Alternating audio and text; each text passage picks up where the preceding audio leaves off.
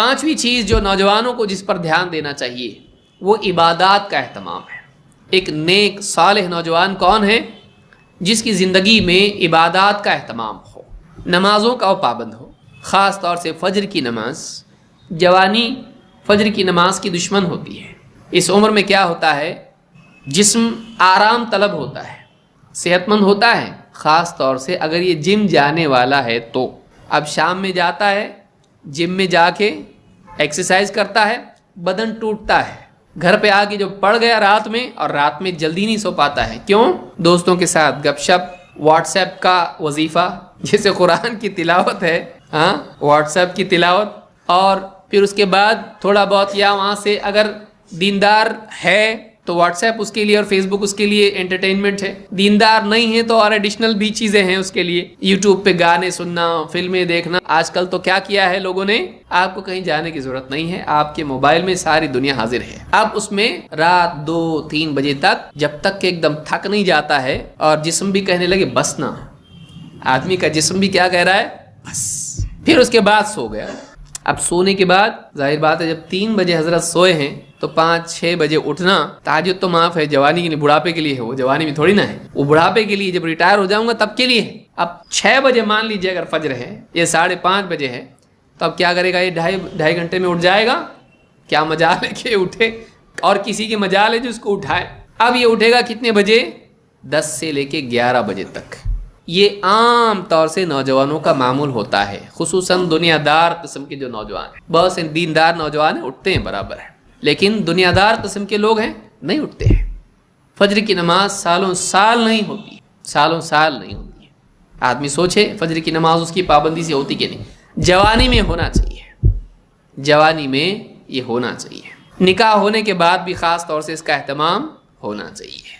بیوی اگر چاہتے ہیں کہ مسلط نہ ہو تو فجر کی نماز دولہا پابندی سے پڑھے، اس کو معلوم پڑے ہاں ٹھیک ہے کوئی بات نہیں۔ ظاہر بات ہے نیا نیا دولہا ہوتا ہے، اس کے لیے فجر کی نماز مشکل ہے۔ اب اگر وہ فجر کی نماز نہیں پڑھتا ہے تو بیوی کو زیادہ آپ کے ویک پوائنٹ کی ضرورت نہیں ہے، آپ پہ قبضہ کرنے کے لیے، آپ پہ غلبہ پانے کے لیے۔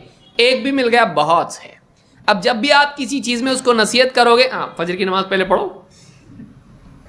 اچھا اب اس کو معلوم ہوتا ہے کہ اب میرے پاس بھی کوئی ایک جہاز میں سوراخ ہے، تو اب میں اس کو کب بولوں، تو دھیرے دھیرے اس کی غلطیاں وہ ہضم کرنے لگتا ہے، اور اس طرح سے آپ بھی چپ میں بھی چپ، دونوں مل کے چپ چپ ایک دوسرے کو نصیحت چھوڑ دیتے ہیں۔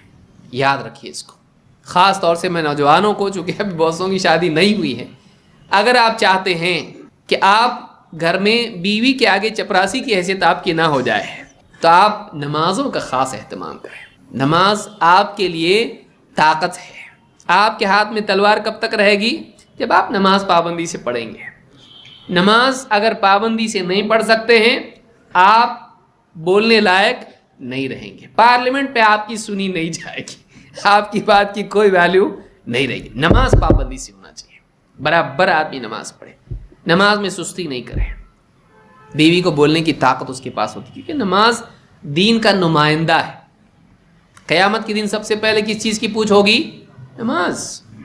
ایک آدمی کا اچھا اور برا ہونا نماز پر موقوف ہے، اس کی نماز جیسی ہے ویسا وہ ہے۔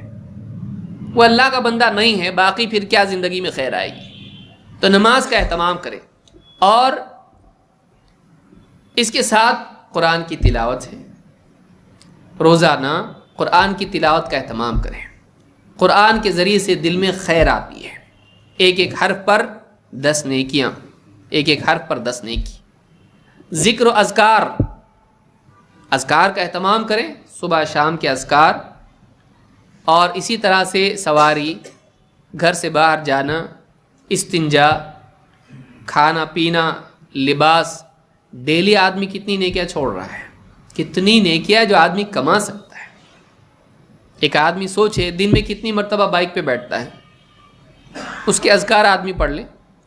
دن میں کتنی مرتبہ آدمی، یعنی صبح شام کتنے کام اس کے ایسے ہوتے ہیں جس میں کھاتا ہے پیتا ہے۔